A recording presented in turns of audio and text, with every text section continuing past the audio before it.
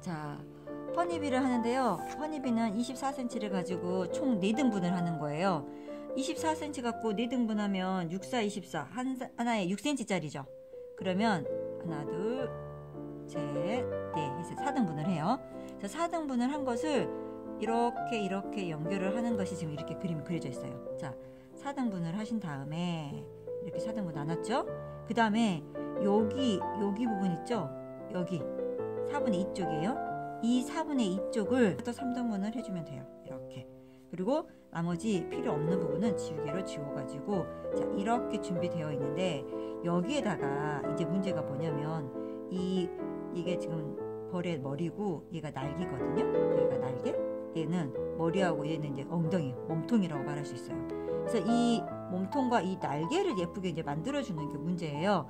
이거는 내가 만들어야 돼요. 그럼 어떻게 만들어요? 한다면 자, 이 날개 같은 경우는 이거를 이렇게 지금 원래는 이게 4등분짜리였잖아요. 이 4분의 1쪽 4분의 1쪽에 접어서 내가 그리고 싶은 대로 그린 다음에 접혀져 있는 상태에서 요거를 따라 자르세요. 그래서 펼치면 얘와 같은 각도의 날개가 나오죠. 그것처럼 몸통도 해주면 돼요. 이 몸통도 4분의 1쪽이잖아요. 자, 4분의 1쪽을 또 그리는 거예요. 날개는 좀 날씬하게 그려주고, 자, 이렇게 생겨서 내가 아까 날개는 좀 이렇게 날씬하게 그렸다. 그러면 몸통은 날개보다 좀 더 통통하게 그려주면 되죠. 나는 엉덩이를 좀 넓적하게 해가지고 이렇게 몸통을 만들어줘야지. 겹친 상태에서 자르면 이제 엉덩이가 좀 통통한 몸통이 나오겠죠. 이런 식으로 날개와 몸통을 만들어 주시면 되는 거예요. 내가 하고 싶은 대로. 자, 그래서 날개하고 몸통까지 만들어 놨으면 이제 도안은 준비가 되어 있어요. 내가 필요한 도안은 몸통의 바탕, 날개의 바탕, 그 다음에 요 작은 사각형들, 몸통, 날개. 자, 이렇게 해서 준비가 되면 됐어요. 몸통을 붙일 이 바탕은 정사각형이기 때문에 이쪽 식서나 이쪽 식서나 상관이 없어요. 자, 날개들이 붙어질 이 긴 직사각형 모양 있죠? 이거 식서는 긴 쪽으로 식서를 해주셔야 돼요. 그리고 이 안에 보면 작은 사각형이 있잖아요? 걔네들 식서는 이쪽이나 이쪽이나 상관이 없어요. 자, 그런데 몸통과 날개가 있어요. 몸통과 날개는 식서를 대각선으로 써주셔야 돼요. 천이 있으면 날개를 그릴 때 또는 몸통을 그릴 때 이거를 이렇게 그리거나 이런 식으로 그리면 안 돼요. 대각선 이렇게 그려달라는 거예요. 왜냐면 이 천에는 이쪽과 이쪽이 식서가 있을 거거든요. 그래서 이거는 사선이어야 된다는 얘기예요. 자, 원단을 고르는데 허니비는 꿀벌이라 그랬거든요. 그러니까 꿀벌을 생각하고 만들면 돼요. 그래서 날개는 조금 잔무늬, 이 날개가 큰 무늬가 들어가면 굉장히 그 둔한 날개짓처럼 느껴져요. 그래서 여기는 좀 잔무늬, 그 다음에 얘가 잔무늬이기 때문에 몸통과 머리는 조금 큰 무늬, 그리고 이거를 다른 색상을 쓰셔도 돼요. 아니면 바탕으로 같이 해버려도 돼요. 아니, 벌이라고 했는데 왜 느닷없이 가운데가 있어요? 라고 하는데 좀 설명하기 쉽게 나인 패치처럼 보여주려고 여기를 지금 머리하고 같은 색을 썼는데요. 이 바탕을 같이 써버려도 돼요. 이런 식으로. 그래서 날개 색깔 하나, 몸통 색깔 하나, 바탕 하나 해서 총 3색을 골라주면 되고요. 나는 이거를 바탕을 써도 된다, 또는 머리로 써도 된다. 나는 날개 쓰면 안 돼요? 그래도 상관없어요. 그렇게 해서 본인이 나는 어떤 색깔 쓸 건지를 이제 구상을 해서 색상을 골랐어요.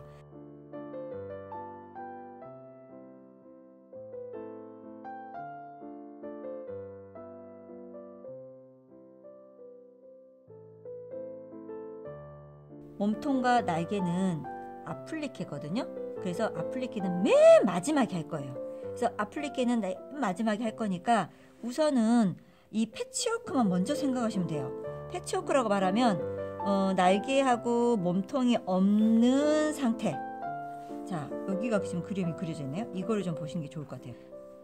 몸통, 날개, 아플리케 맨 마지막에 한다 그랬어요. 그러면 여기 먼저 봅시다. 자, 여기에 보시면 바탕이긴 해요. 그러면 선생님 이거 바탕 그냥 하나로 쭉 자르면 좀 더 편하지 않나요? 안 돼요. 나중에 몸통도 날개도 아플리케를 해야 되기 때문에 구분이 나 있어야 돼요. 그래서 본대로 다 각각 자르시고 붙이는데, 자 보아요. 하나 둘 셋, 나인 패치에 하나 둘 셋에 한 조각이에요. 여기 또 크게 봐봐요. 하나 둘 셋, 여기도 세 덩어리예요. 밑에도 세 덩어리예요. 크게 보면 하나 둘 셋, 하나 둘 셋, 하나 둘 셋, 9덩어리거든요. 근데 그 한 덩어리 가운데 이 하나가 하나 둘 셋, 하나 둘 셋, 하나 둘 셋, 9개가 떠들어 있는 거예요. 그래서 이거를 먼저 작업을 해야 큰 나인 패치를 만들어요. 그래서 이거 작업을 하기 위해서는 여기 그림이 있어요. 자, 여기 한번 보세요. 3개짜리 3개짜리 3개짜리 자 붙이는 작업이 나중에 만나서, 얘네들 만나서 여기가 만나서 다 바람개비 시접이 나오는 거예요. 그러니까 여기가 다 만나는 부분들이 얘를 벌려서 지금 이렇게 만들어 놓은 거거든요. 자, 바람개비 나오는 부분은 꼭지점까지만 꿰맨다고 말씀드렸죠. 그러면 그 나머지들은 시접부터 다 시접, 얘 만나는 부분은 꼭지점. 자, 여기도 꼭지점에서 꼭지점까지만 바느질. 여기는 여기 만나서 위로 만나서 여기가 바람개비 나오는 부분이에요. 그러니까 꼭지점이고 옆에는 다 밑에까지는 시접까지 붙여버려야 돼. 자, 붙어있는 시접 어디로 갈까요? 우선은 지난천 쪽으로 가자고 했으니까 지난천 쪽으로 넘기세요. 그럼 여기는 어디로? 지난천 쪽이 가운데, 여기는 어디로? 바깥으로.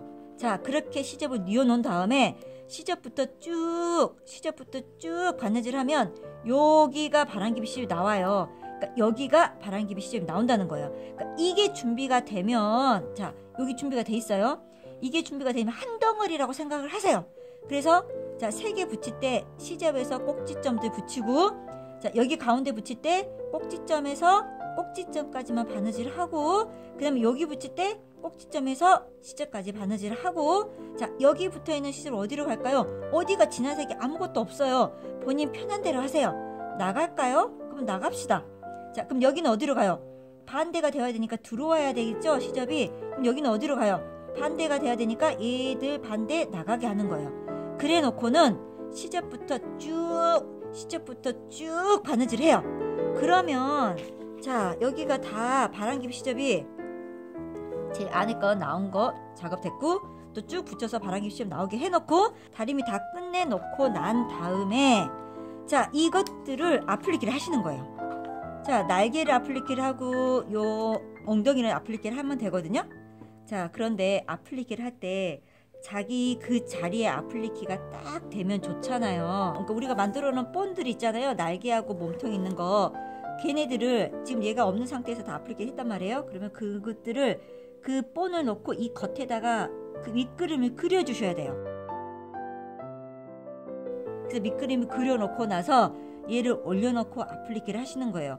아플리케가 어떤 건지 모르겠다 그러면 저희 유튜브에 아플리케 하는 방법이 있거든요. 그래서 그거를 참고로 하세요. 그리고 아플리케 시작을 하실 때요, 시작을 할 때 물론 고정하고 핀 고정하고 시작할 건데, 아플리케를 이렇게 멀리 가지 마시고요, 시작은 조금 더 이 꼭지점 쪽에서 가까운 데서부터 시작을 하세요. 그래서 여기서 꼭지점을 향해서 아플리케를 하셔야 돼요. 왜냐면 여기를 이쪽으로 가게 되면 나중에 여기가 안 맞는 일이 많이 발생이 돼요. 중요한 거는 여기가 예쁘게 서로 날개도 몸통도 만나는 게 중요하거든요. 그렇게 만나게 하기 위해서는 여기 만나는 부분을 향해 작업을 하시라는 거예요. 몸통도 시작을 여기서부터나 시작하지 말고요, 여기 만나는 부분 이쯤이나 이쯤부터 시작을 하세요. 그래서 이 꼭지점으로 간 다음에 바느질을 하시면 여기는 살짝, 예를 들어 이쪽이나 이쪽으로 좀 치우쳐도 그렇게 티가 안 나거든요. 그렇지만 여기가 안 맞는 건 굉장히 미워요. 그래서 여기를 잘 맞춰줘 주는 게 중요해요. 그래서 여기를 아플리케를 하게 되면, 자, 이런 식으로 허니비의 날개와 몸통이 다 붙여지는 거예요. 자, 그리고 뒤에 한번 볼까요? 아플리케를 하고 나면 물론 이게 바느질 자국이 보이잖아요. 뒤에를 오려내는 경우가 많거든요. 근데 이제 궁금한 게 왜 오려내요? 라는 것이 질문이에요. 오려내는 방법은 여러 가지예요. 옛날에는 아플리케를 할 때 있잖아요, 이거를 이렇게 손으로 아플리케 하는 게 아니라 종이를 그러니까 이 본을 천으로 싸가지고, 그러니까 홈질에서 잡아 당긴 싸게 단추처럼 잡아 당겨가지고 그 종이 들어있는 상태로 놓고 아플리케를 하기도 했거든요. 그러면 그 안에 있는 종이를 빼야 되잖아요. 그래서 뒤에를 갈라가지고 종이를 빼는 의미로 얘를 잘라내주기도 했고, 아플리케를 하다 보면 밑그림이나 맞추면서 아플리케를 하실 때 약간 천을 밑그림에 맞추면 좀 당긴다는 뜻, 그러니까 당기듯이 아플리케가 돼요. 그러면 아플리케가 얘가 좀 편하지가 않고 이렇게 좀 당긴다는 느낌으로 아플리케가 되기도 하거든요. 그래서 그걸 편안하게 하기 위해서 얘 밑천을 좀 잘라주고 다림질을 하잖아요. 그러면 여기 조금 불편했던 것들이 해결이 나기도 해요. 그래서 뒤에 천을 오려내기도 하고요. 그 다음에 나중에 퀼팅을 할 때 이 볼륨이 좀 더 묵 올라오게 하기 위해서 뒤에를 오려내주는 거예요. 공기층이 들어가게. 그렇게 해서 누벼주면 얘가 왠지 뭐 솜 넣나? 할 정도로 뿍 튀어나오기도 하거든요. 그래서 뒤에를 오려내는 이유는 여러 가지 방법이 있는데 제가 말씀드린 그 이유. 나는 오려내지 않을 거예요. 안 오려도 됩니다. 나는 예쁘게 했으면 오려낼 필요가 없는 거예요.